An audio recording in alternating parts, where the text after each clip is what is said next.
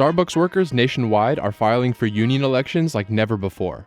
It's a movement led by young employees that Starbucks has sought to halt. We only have about one person who's over the age of 35. Most of us are either millennials or Gen Z. Joseph Thompson is one of the organizers at this Santa Cruz, California Starbucks. I started at Starbucks when I was 16 years old. I was working 2 jobs during high school in Texas, and I needed to work at Starbucks to get health care. Thompson says a lot has changed at the world's largest coffee chain. Starbucks used to be a good company. They used to treat their workers with respect, and throughout the pandemic, we have seen them disrespect workers over and over. The unionization movement began last December at a Buffalo, New York store. And we're standing here having succeeded in spite of everything that has been done to try and prevent this. Since then, Starbucks has been hit with a complaint from the National Labor Relations Board for penalizing 2 employees who are part of the union push in Phoenix. Today, another Starbucks announced that they're joining the fight. Over 140 Starbucks stores across 27 states have filed for a union election, and 6 have won. Support for unions, specifically among younger generations, is at an all-time high. According to a 2021 Gallup poll, approval of labor unions is at the highest point since 1965, currently at 68%, and higher in the 18 to 34 age range at 77%. There's so many different things that are coming together with the pandemic, watching the financial crisis unfold, and watching, wealth inequality soar. But because of our antiquated labor laws, only 1 in 10 Americans are currently in a union.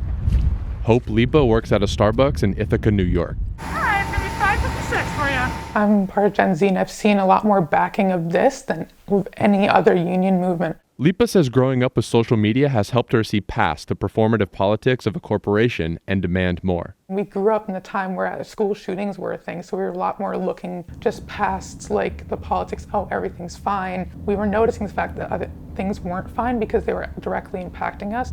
Lipa and other Starbucks workers believe the company is engaging in union busting by suggesting bargaining be done by districts rather than individual stores.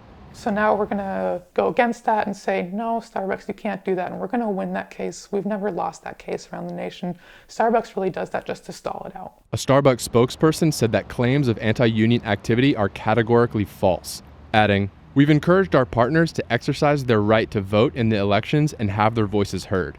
And we can see this in Starbucks. We can see that in the original cases in Buffalo, Starbucks' first response was to say, this bargaining unit is too small. It shouldn't just be the single store. It should be a much larger bargaining unit. And the National Labor Relations Board then said no. They know they're going to lose, but they do it as a way to slow the process down because they believe the longer they can slow it down and drag it out, the more likely it is that the committed workers will leave. In March, Starbucks CEO Kevin Johnson stepped down. Howard Schultz, the CEO before him, assumed the role. Balancing profitability with our commitment to our people, that is rock solid. Rock solid. Starbucks declined to answer questions from the Washington Post about Schultz's position on the unions forming across the company. The Starbucks spokesperson did say, "We've been clear in our belief that we are better together as partners without a union between us, and that they will follow the NLRB's process to resolve the complaint in Phoenix."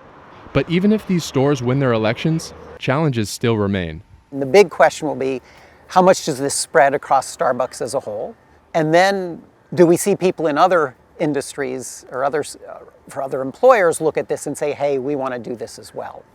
And having democracy in the workplace is going to be a huge factor that influences Gen Z and the politics that are going to be pushing us to further unionize other stores.